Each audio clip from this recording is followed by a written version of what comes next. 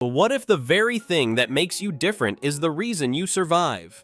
Across the world, 10 people are living with conditions so rare they read like medical mysteries. Doctors doubted them, strangers judged them, statistics counted them out.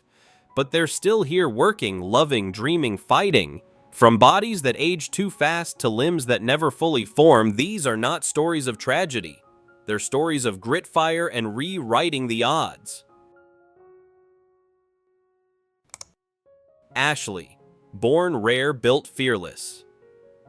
Ashley is one of fewer than 100 people in the world diagnosed with Naegger syndrome, a rare genetic condition that affects the development of the face, arms, and hands.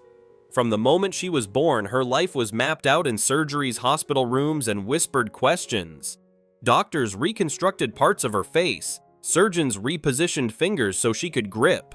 Bones were implanted where there were none. Every procedure was another attempt to give her access to a world not built for her body. The stares came first, then the comments. Alien. What's wrong with you? School hallways can be brutal places when you look different, Ashley cried. She struggled. She wondered why she had to be the only one in the room who stood out like that. But even in those moments, something inside her refused to fold. She adapted. She learned how to reach, how to balance, how to do things her own way. If the world wouldn't adjust, she would outthink it. Dating was harder. Too often people judged her before they knew her. She could see it in their faces, the curiosity, the hesitation, the decision made in seconds. It hurt. Not because she doubted her worth, but because she knew they never gave themselves the chance to see it. Then came Matt. A friend first, a steady presence. When they finally met in person after years of knowing each other, he didn't treat her like a condition. He treated her like Ashley. He helps when she needs physical support, fixing her hair, adjusting her clothes, but never from pity. From partnership. And when strangers stare, he stands beside her, protective but proud. Ashley found another outlet for her strength dance. On stage, she isn't rare. She isn't different. She is power in motion. She moves with intention, adapting choreography to her body, proving that rhythm doesn't require symmetry. When she posts her routines online, the response is explosive. Not because people feel sorry for her, but because she's good. Ashley doesn't hide her condition. She owns it. She says being born different forced her to build a confidence most people spend a lifetime chasing. In a world obsessed with fitting in, she stands out, and finally, she loves that she does. Davy. In Washington State, 11-year-old Davy lives with Lesch-Nyhan syndrome, a genetic condition so rare it affects roughly 1 in hundreds of thousands. But rarity isn't what defines Davy. What defines him is the daily battle happening inside his own body. Lesch-Nyhan syndrome causes severe neurological and metabolic complications. For Davy, it means something even more heartbreaking, an uncontrollable urge to hurt himself. He doesn't want to. His mind simply sends signals, his body obeys. He'll bite his fingers, his lips even lean towards someone nearby if they're too close. Not out of anger, not out of malice, it's instinct wired by a disorder he never asked for. So his world is carefully built for protection. Arm braces shield his hands. Custom-made guards prevent injury. His wheelchair is padded and strapped. At night, special gear keeps him safe from himself.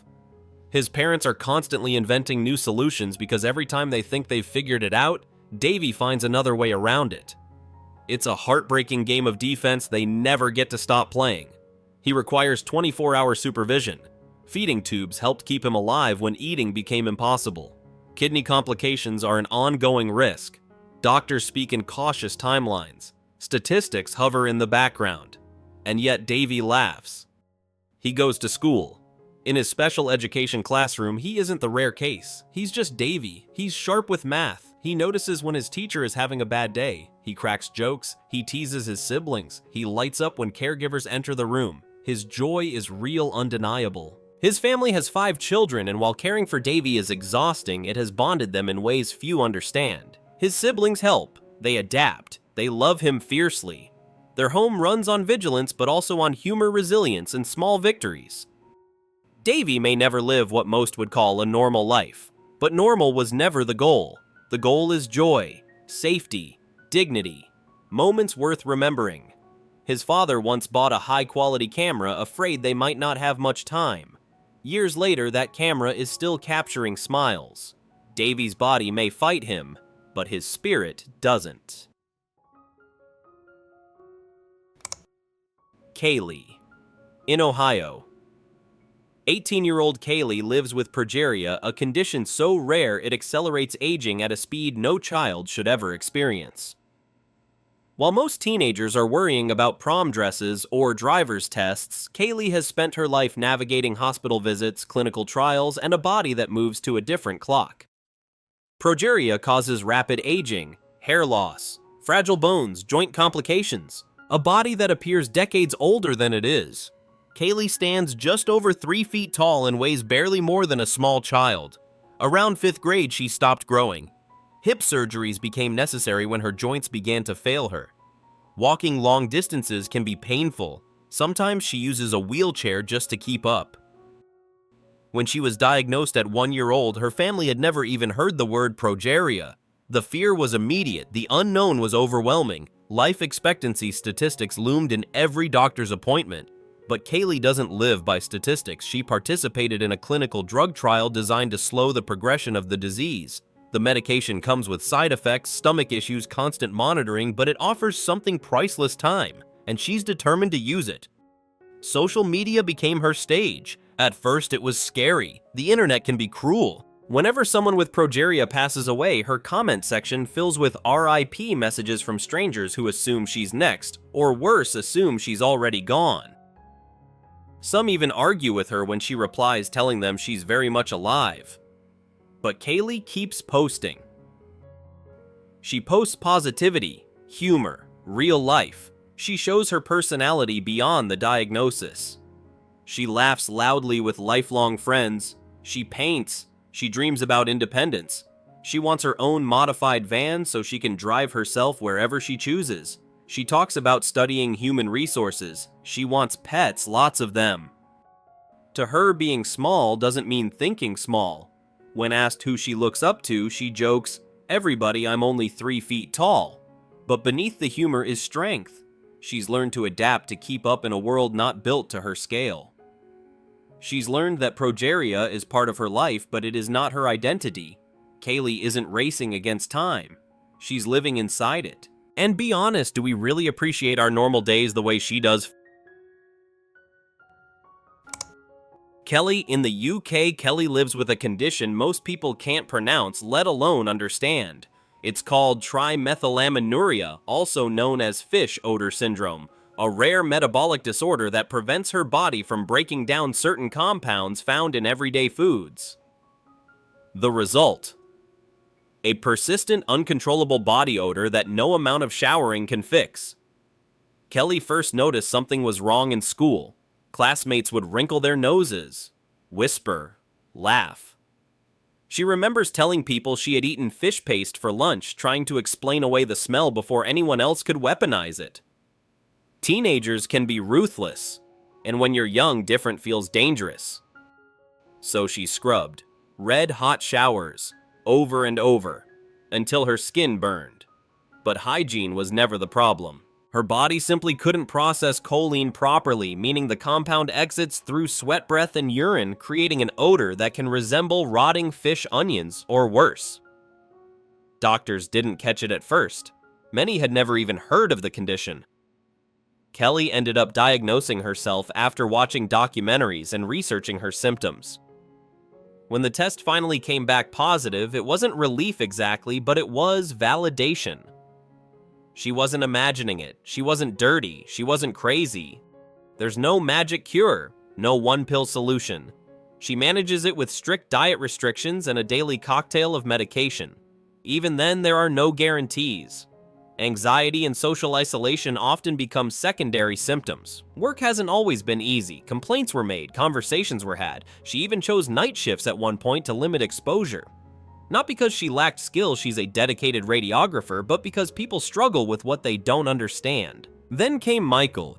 He didn't recoil, he didn't dramatize it, he supported her, he helped her find humor in it, he reminded her that everyone has something visible or not. That perspective changed everything. Today, Kelly chooses education over silence. If someone comments, she explains. If someone stares, she speaks. She refuses to let shame dictate her life. Her condition may be rare, but insecurity judgment, those are universal. Millie. In the UK, Millie lives with a condition so rare that even doctors sometimes have to Google it. It's called cystinosis, a genetic metabolic disorder that causes a substance called cysteine to build up inside her cells, slowly damaging her organs. Her kidneys were hit first, her eyes followed, and over time other organs joined the fight. From infancy, something wasn't right. She couldn't keep food down. She was constantly vomiting, constantly exhausted. By the time most toddlers were running around carefree, Millie was in and out of hospitals, hooked to tubes, monitored by specialists, trying to solve a puzzle they rarely see. Then came the diagnosis. Her parents describe it as one of the worst days of their lives. Not because they didn't love her, but because they suddenly understood how hard her road would be. Cystinosis requires relentless discipline. Millie takes around 30 tablets a day, every 6 hours, even through the night. Alarms interrupt her sleep, medication schedules dictate her routine. There is no forgetting a dose, the stakes are too high.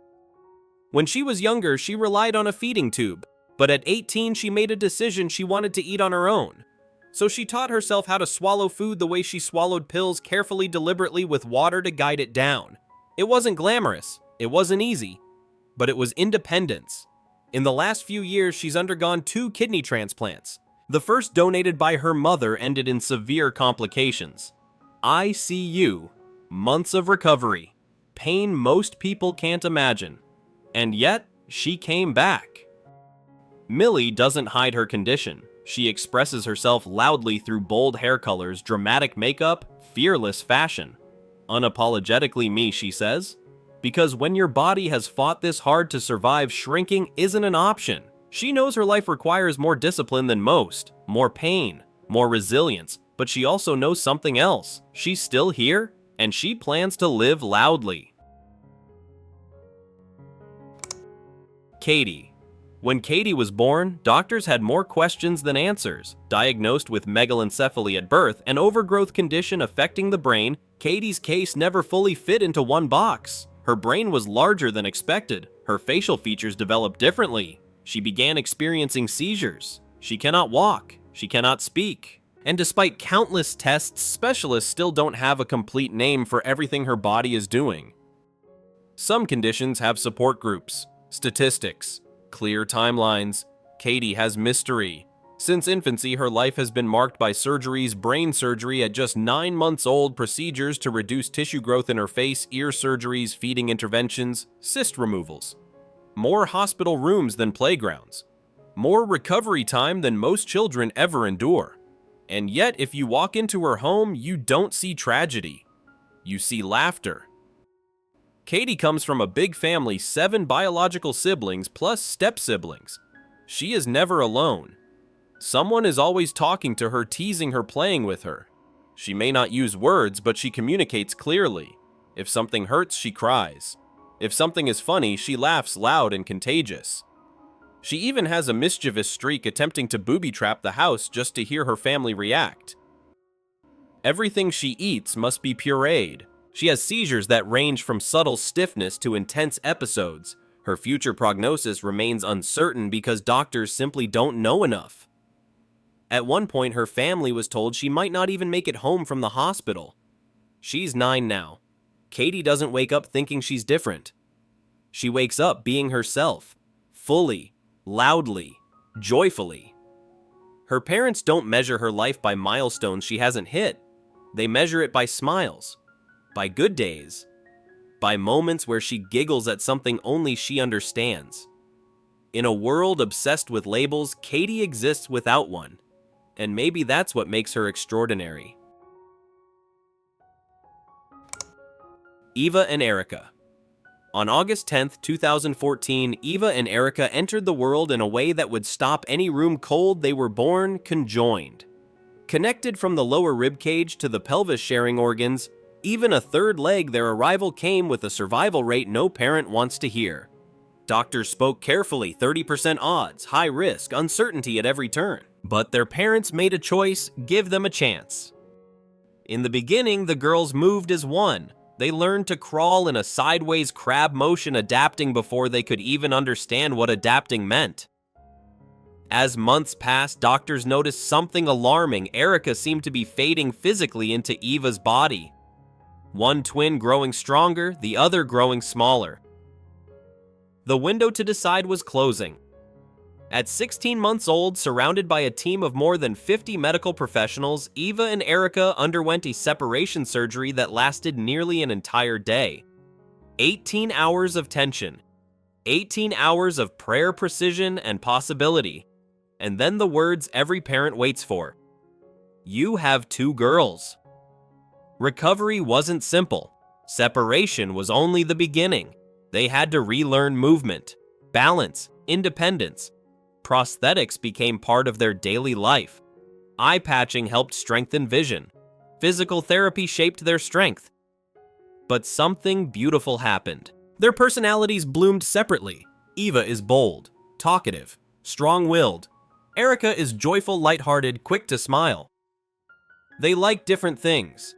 They argue like normal sisters. They dream differently.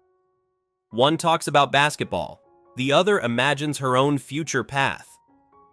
For the first time, they could choose who to be individually.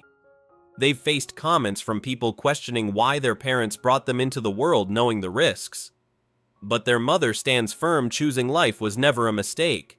Today they hop, laugh, learn, and chase childhood just like any other kids, just with a story that defied statistics. They were born sharing a body. Now they share something stronger. Survival. Alexandra. Alexandra was born with Williams syndrome, a rare genetic condition caused by a small deletion on chromosome 7. It affects cognitive development, facial features, and physical health. But there's something else it's known for too. An extraordinary capacity for love. People with Williams syndrome are often described as highly social, deeply empathetic, and naturally drawn to music. Alexandra fits that description perfectly. She'll talk to anyone, hug almost anyone, smile at everyone. Her energy fills a room before she even realizes she's entered it. Growing up, that openness wasn't always easy. As kids get older, they start noticing differences. Friend groups tighten, acceptance narrows. Alexandra struggled in traditional school settings, and eventually her parents chose homeschooling to give her the one-on-one support she needed, not just academically, but emotionally. Because the world can be overwhelming when your heart is wide open. Her older sister Victoria became her protector. They're inseparable. Best friends, business partners, creative collaborators. Together they thrift clothes, redesign them, and launch custom pieces with bold messages like "Be yourself" and "Normal is boring." Alexandra has final approval on every design. If she says it's ugly, it's gone. No debate. But behind the laughter and runway walks in their living room, there's a quiet concern Victoria carries. Alexandra trusts too easily. She used to wander up to strangers and hug them simply because it made her happy. Not everyone has good intentions. So Victoria teaches boundaries, carefully, gently, online. Alexandra connects with others who share her condition: video calls, music sessions, constant messages. It's a global community built on shared experience and unfiltered joy. Yes, there are trolls. Yes, there are comments that sting. But Alexandra chooses light. She doesn't see herself as limited. She sees herself as loved. Her syndrome may shape how she processes the world, but it also gives her something rare: radical sincerity. In a time when people filter everything, words, faces, emotions, Alexandra shows up exactly as she is. No mask, no calculation, just heart. Monica. In Kentucky. Monica is living proof that a diagnosis doesn't get the final word. She has Saul-Wilson syndrome, one of the rarest forms of dwarfism in the world, so rare that only a handful of documented cases exist globally. For most of her childhood, though, it didn't even have a name. Doctors misdiagnosed her again and again. Specialists offered guesses. At one point, a physician told her mother to enjoy the time you have left, implying Monica might not survive the week. She did. Monica grew up navigating a body that developed differently: short stature, hearing loss, distinct skeletal characteristics, but her parents never let her believe she was incapable. They raised her with one rule: you can do anything anyone else can, you might just have to do it differently. So she adapted, she learned, she pushed, she graduated high school, then college, the same milestones doctors once implied she would never reach. For years, Monica lived without answers. Then she made a choice that would not only change her life but potentially help others. She provided her DNA for a groundbreaking study. Researchers spent years analyzing her genetic makeup, eventually identifying the specific mutation responsible for her condition. Finally, after decades of uncertainty, she had confirmation. Relief came, but so did reality. There are still unknowns. Life expectancy isn't clearly defined. New characteristics are still being studied. Being rare means living without a roadmap. And yet Monica stands tall figuratively and emotionally. She drives, she works full-time, she lives independently, she laughs easily. When she crossed the stage at her college graduation, she raised her arms in quiet triumph, not just for herself, but for every prognosis she proved wrong. She once admitted she didn't think she'd make it to 30. She's past that now. Monica isn't just surviving a rare condition. She's redefining what rare looks like. Ryan. Ryan was born with arthrogryposis, a rare condition that caused the joints in his arms and legs to develop incompletely. His limbs are fused in ways most people can't imagine. He can move his toes, but not his fingers. His arms are short and fixed. Mobility has never been simple. From the day he was born, doctors painted a bleak picture. They warned his family about limitations, about what he might never do. But Ryan grew up determined to figure things out for himself. As a child, he refused to rely on a wheelchair when he could scoot, slide, or use a walker. He learned to dress himself by positioning his body just right. He uses his mouth like a second set of hands, grabbing, pulling, adjusting. He eats without traditional utensils. He taps his phone with his knuckles. Every daily task is a small act of engineering. Now 26, Ryan lives on his own for the first time. Independence wasn't given to him, it was built habit by habit. He organizes his apartment strategically so everything is within reach. He has systems for the bathroom, for cooking, for getting dressed. Things most people do automatically require intention and creativity. But Ryan doesn't approach life with bitterness. He approaches it with humor. On social media, he leans into jokes about his T-Rex arms, turning what others might mock into content that racks up thousands of followers. Of course, not all attention is kind. Strangers leave cruel comments. Some call him names. Some compare him to something inhuman. He reads them and keeps posting anyway. When asked if he would choose surgery to fix his condition if it were possible, his answer is simple no. This body shaped who he is. The struggle built his resilience. The difference built his personality. Ryan doesn't want pity. He wants people to stop living according to other people's opinions. Because at the end of the day, he says we all go into the ground alone, so you might as well live as yourself while you're here. Khadija Khatun. In a crowded neighborhood of Kolkata, India, lives a young woman whose face tells a story most of us could never imagine enduring.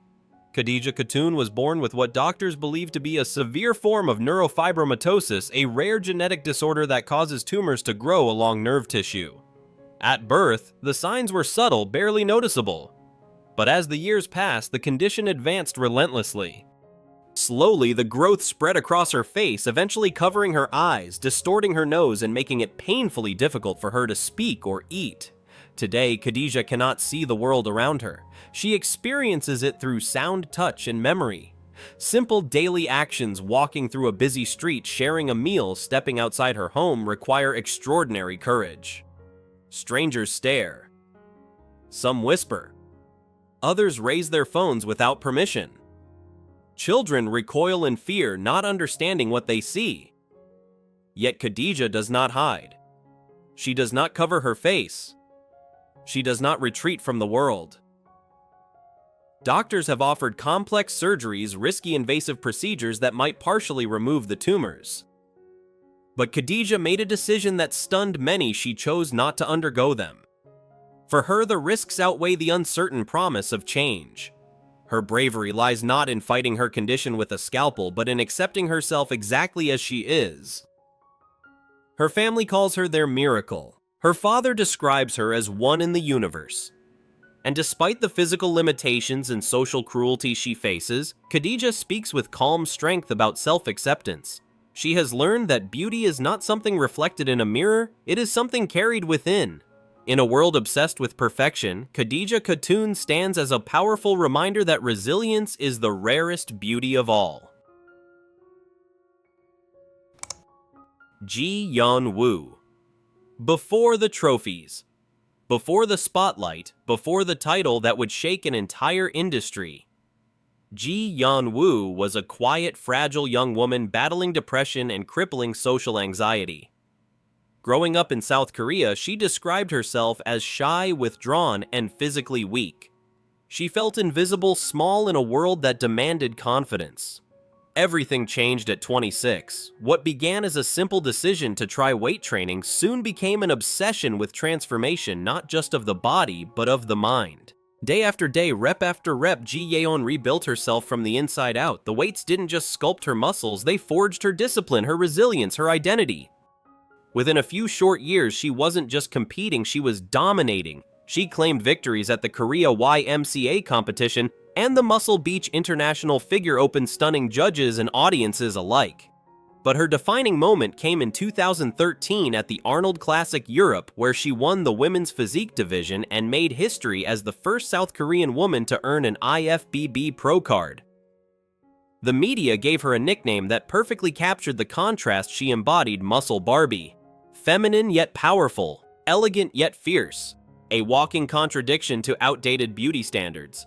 Her rise wasn't just about muscle mass, it was about redefining what strength looks like. In a culture that often prizes softness in women, Ji Yeon-woo proved that strength is not masculine or feminine, it's human. Now retired from professional competition, she continues to inspire thousands as a trainer and influencer, urging others to embrace discipline, confidence, and the courage to reinvent themselves. Because sometimes the most powerful transformation isn't physical, it's realizing you were never weak to begin with. Carly Runke, standing just 3 feet tall. Carly Runke has spent her entire life being told she was too small for the world. Born in New Jersey with Morquio syndrome type A rare form of dwarfism. Carly's condition affects her bones, joints, and overall growth. Even among little people, she is unusually petite, nearly a foot shorter than most others with the same diagnosis. But what truly set Carly apart wasn't her height, it was her fight. From a young age, she endured relentless teasing. Classmates whispered, strangers stared. Some cruelly called her ugly. For many children, that kind of treatment can shatter confidence. For Carly, it lit a fire.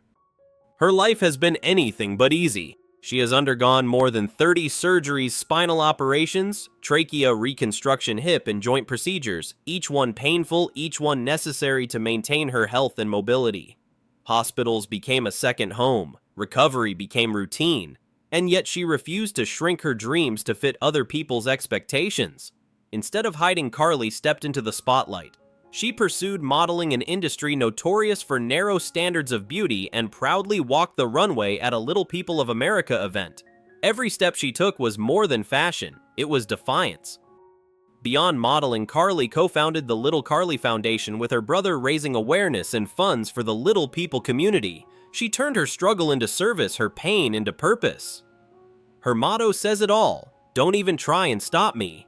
Carly Runke may be small in stature, but her presence is impossible to overlook. In a world that measures worth in inches and appearances, she proves that strength isn't about height, it's about heart. Do you think confidence can truly silence criticism? Vienna Verstel. Love her or hate her, you won't forget her. Vienna Verstel, a 25-year-old transgender content creator based in Mallorca, Spain, has built her identity around one bold mission: to become the most exaggerated, hyper-feminine version of herself imaginable. And she's willing to pay the price, literally. Over the past 5 years, Vienna has spent nearly $175,000 on cosmetic procedures. And here's the jaw-dropping part, around $50,000 of that went into her lips alone. Her transformation began the moment she turned 18, the first day she was legally allowed to alter her body. What started as subtle enhancements quickly escalated into a relentless pursuit of bigger, fuller, more dramatic features. To maintain her extreme lip volume, Vienna flies regularly from Mallorca to Frankfurt, Germany, to visit what she calls the best extreme lip surgeon ever. Sometimes she gets filler every 2 to 4 weeks, occasionally even weekly. But this level of modification doesn't come without consequences.